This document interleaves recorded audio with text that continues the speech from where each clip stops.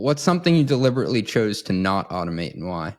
Forecasting. It's going to sound like a Holiday Inn commercial, but for a brief period of time, I was a chief product officer at a public company, ran sales at a public company.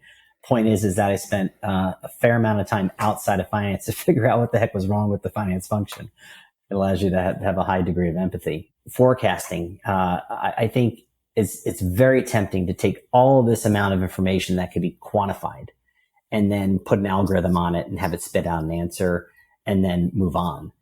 But at least in my experience, when you're with customers every day, there's so much more qualitative input that matters, even more so than the quantitative input. So like, what's the sentiment behind the numbers in the pipeline?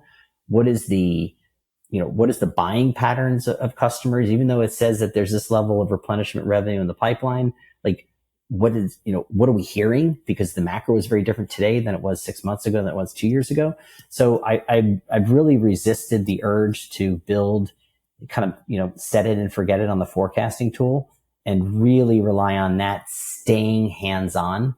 And by hands-on, I mean like conversing with the organization, meeting with our hunters, meeting with our farmers, sitting down with the extension of the marketing team. It's just so important to have a qualitative ear to the ground as much as you have a pulse on the quantitative side of things.